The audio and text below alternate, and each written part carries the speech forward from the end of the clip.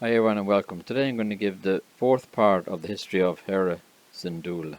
Following the Gorse conflict, Hera, Kanan and Chopper formed a rebel cell known as the Spectres that was based on the Ghost. They were eventually joined by the Lasat warrior Garazeb Aurelius and the former Mandalorian Imperial cadet Sabine Wren.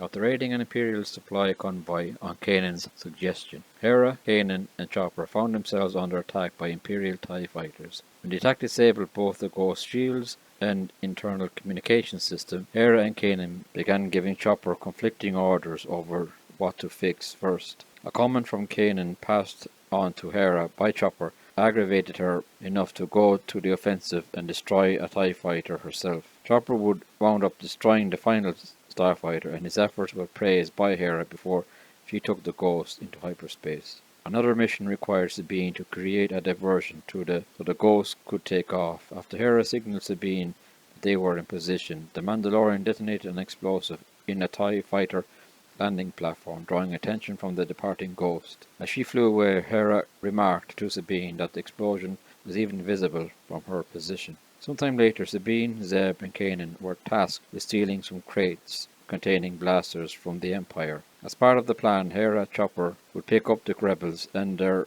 stolen supplies outside the city. During Hera's rebel companions encountered Ezra Bridger, a 14-year-old orphan who lived on the streets of Lothal's capital city. Ezra tried to steal several of the crates, but reluctantly hitched a ride aboard the Ghost.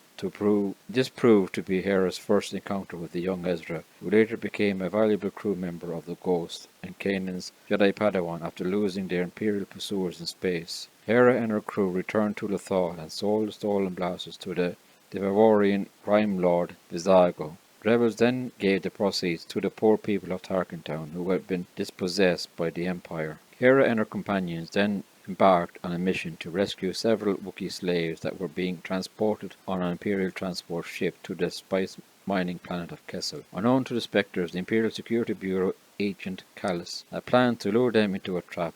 When Zeb and Chopper objected to the presence of the stowaway Ezra, Hera and Sabine argued that they could not dump the human youth since he knew too much. Hera also promised to keep an eye on the young human youth. They went to rescue the Wookiees from the Imperial transport. Their transmissions were blocked. Hera and Ezra noticed a Star Destroyer coming out of hyperspace, taking them aboard. Hera told Ezra to warn the other rebels who had gone aboard. When he did, they escaped the Imperials except for Ezra himself, who was grabbed by Agent Kallus. Following their escape from the Imperial trap, Hera successfully convinced her rebel comrades to rescue Ezra from the Star Destroyer. After they escaped again, Hera and Ezra must be worried sick and was upset to hear that he had no parents. While Ezra was on board the Lawbringer, he learned that the Wookiees had really been held on the spice mines of Kessel, so the rebels went there to save them. Hera was forced to flee the scene when the Ghost was ambushed by TIEs. She ran a 22 pickup to rescue her comrades. Upon returning to Lothal,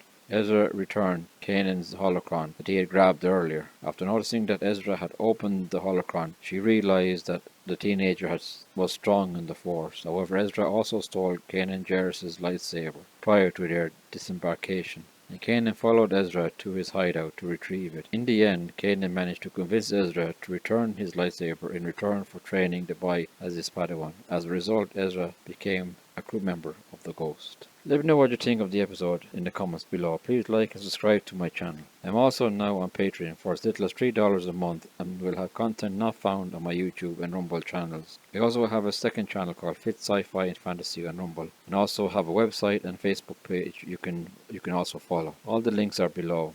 And until the next time, may the Force be with you.